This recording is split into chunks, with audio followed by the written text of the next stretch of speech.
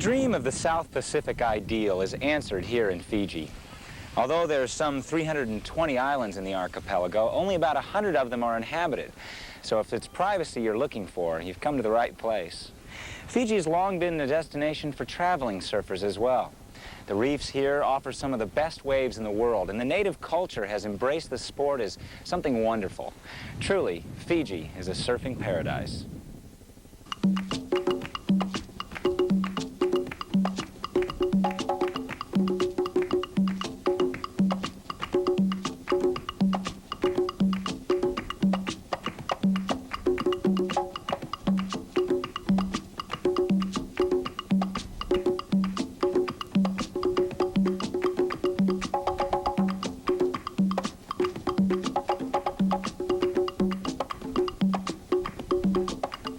It was passing sailors that first discovered the magic of Tavarua's surf. Oddly enough, despite their South Pacific heritage, the local Fijians had never adopted the sport of surfing as the Tahitians and the Hawaiians had. But the fact is that this tiny atoll, 2 miles off the main island of Viti Levu, sits like a wave magnet, wide open to swells generated by Antarctic storms. And by the time they reach here, they find themselves breaking in warm, crystalline water and groomed by smooth, fragrant offshore winds. For a surfer, it just doesn't get any better than this.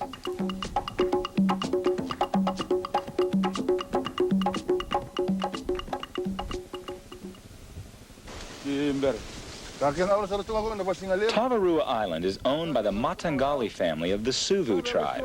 Here, Big John, the elder of the island, and Druku, heir to a great chief, talk about the surf camp's beginnings. This is a very special island, Tavarua Island. And what's this island they've been leasing to your family, the American? Yeah. They lease? They like to make a surfing camp over here. Yeah. They came to our village. Yeah. My family, they sit down together and talk about those people. They need this our island. Yeah. Then we agree to give them to lease 66 years for their camp, for surfing camp. The surf camp of Tavarua was first established in 1982, and visiting surfers shared the total island experience, not only by surfing fabulous waves, but by enjoying a Fijian brotherhood and learning from the locals what the tropical lifestyle is all about. Now, this exchange was not a one-way street, because now there are 2 generations of Fijians that share the beauty of surfing with their guests. 32-year-old Californian Scott Funk is one of the founders of this pioneering resort concept. Surfing is a real big thing in my life, and it always will be. But coming down here and surfing what I think are definitely some of the most perfect waves in the world, and surfing them alone, and just the entire context of being out of your country, starting something new, surfing off your own island, waking up, lifting your head up from the pillow and looking right out on the most perfect left, knowing there's not going to be anybody there, and it's all yours, is really something. But you know, after experiencing that, there's more to life than surfing, believe it or not. Surfing will always be there, but people are the most important.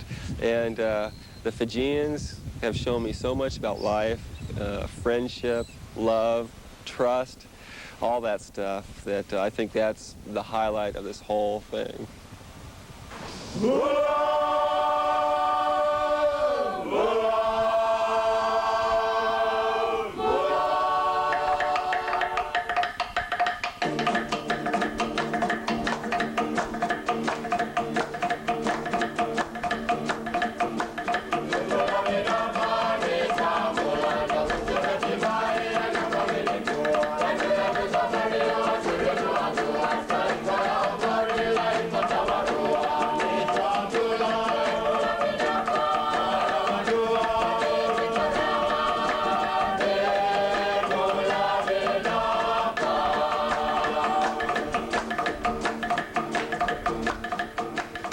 Built out of indigenous wood, lashed together with vines and rope, and roofed in thatch, the surf camp recreates the lifestyle reminiscent of the Swiss Family Robinson. It was not just a surf camp the founders had in mind. Their vision was to create an ecologically sound preserve that showed great respect for the natural environment. Fellow founders Dave Clark and his wife Jean explain. Well, what we've tried to create here is paradise on Earth.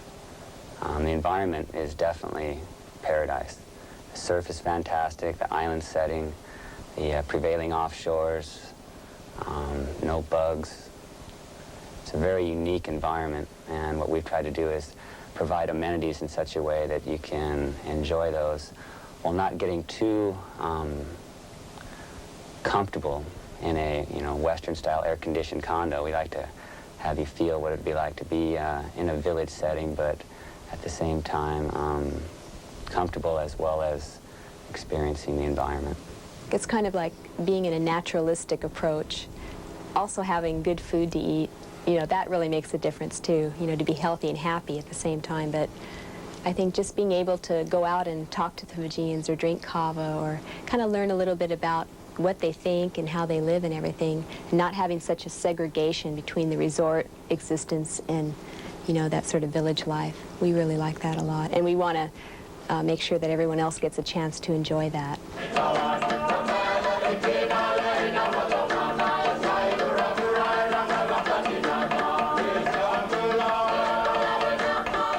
Perhaps it's just a mystical coincidence, or maybe just the spiritual nature of surfing in paradise, but there is a strange tale to be told of how Tavarua came to be. It seems that long ago, two Fijian tribes were engaged in a bloody battle on a neighboring shore.